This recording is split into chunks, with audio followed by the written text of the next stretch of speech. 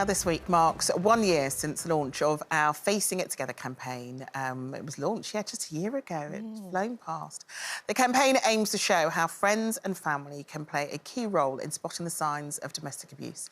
It's a cause close to the heart of our first guest today, who first shot to fame on Love Island back in 2018. We're here to tell us more. Please welcome Zara McDermott. Thank you for having me.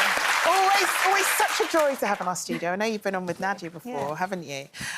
Look, we're here to sort of talk about also the work that you're doing with Refuge, but also your own experiences regarding domestic abuse. And I do remember your campaign and just how impactful that was when it came to the release of intimate sexual images. Yes. Can you remember how it felt for you when you first realised that those pictures were out in the public domain?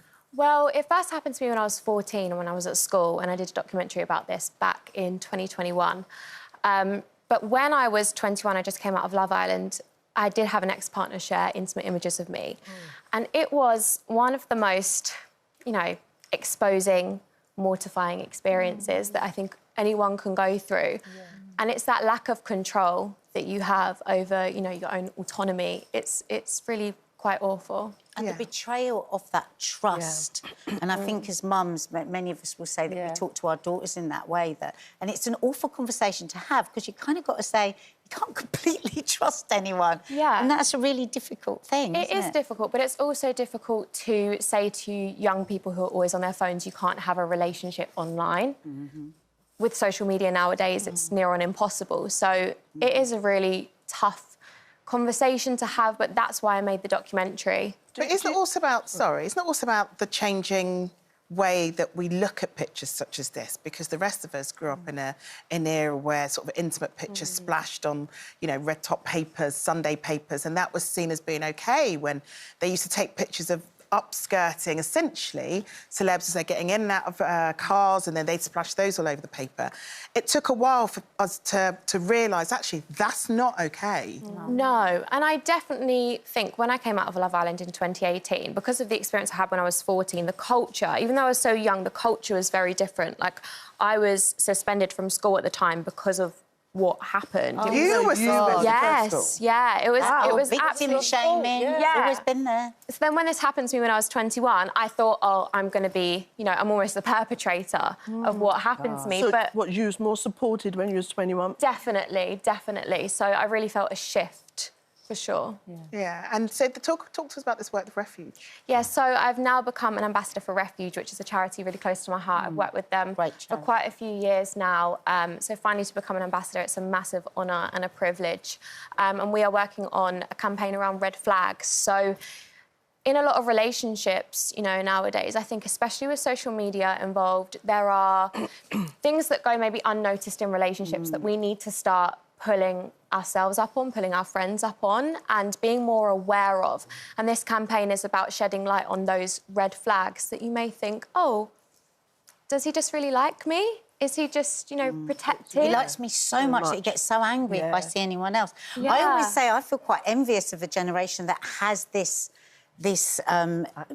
description, because we didn't have anything like red flags, know. No. And I think anything that highlights it is just so brilliant. I remember years ago going to something that was similar as Refuge are doing, but it's bullying, where you had different signs up and you had to say whether it was bullying or banter.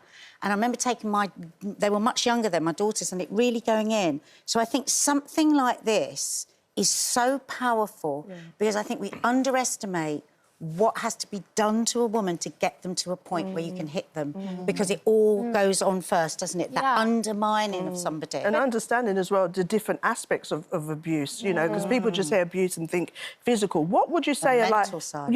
or emotional, the first, kind of three, just three maybe red flags that mums and young girls and young boys can look out for? I think nowadays, especially with social media, looking at, oh, he wants me to share my location with him all the time. He wants me to put a tracker on my car or, That is definitely a red flag, Definitely a red flag. And that is actually really common. The location services nowadays we have, people want their locations on. People want to see where they're... No privacy. It's very exposed, isn't it? I suppose as well things like, checking bank statements. That's one that I've seen that is quite prolific.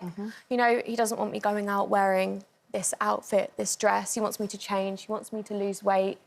Whatever it may be, anything that is controlling. Deriding what you're wearing. Yeah. Saying that I know you better than your friends. That's a big one, Or even isn't it? making a division between you and your friends. Yes. That can be, you know... Did you turn to your friends when when things were difficult?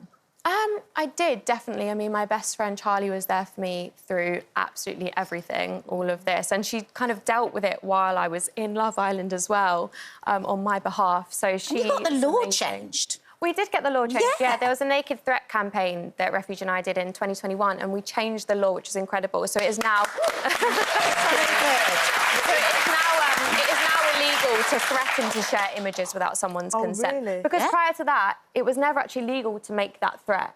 Yeah. So they could have just... The threat only happened once it's shared, but this is now prevention, isn't it, more than cure? That's absolutely amazing. You know, what would you say to any mums that are watching? And, you know, we think about this happening to young girls, but it's happening to boys and days. And what would you say about really addressing and answering this conversation? I mean, for me, this is why I do the work that I do and I make the documentaries that I make, because I want to kind of bridge that. There is a slight generational gap, I think, between young people who have social media and are really familiar with this world and, you know, the older generations who maybe... It's moved so fast, doesn't it? There's definitely a disconnect, and I think that's why I do the work that I do. So I'd say, you know, maybe give my documentaries a watch and see if that can open up a conversation between you and your child. Or, you know, I have so many teachers coming up to me in the street being like, I used your documentary in my class today. It really opened up a great conversation. Some people came forward, and that is the most incredible thing and most incredible feeling. I bet. That's what you're doing. And I'm really interested in this because I had never thought about this. You don't like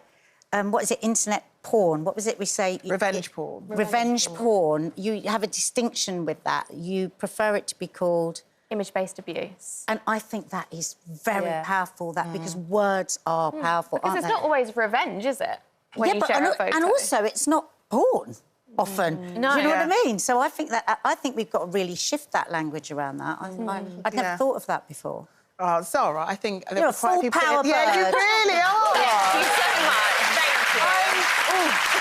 Honestly, I think you're brilliant, and I think you're really impactful, especially amongst the younger generation. Thank and keep you. fighting the fight. Thank you for having me. If you've been affected by anything we've been discussing, or if you're concerned about a friend or a loved one, please do go to our website for information where you can seek help and support.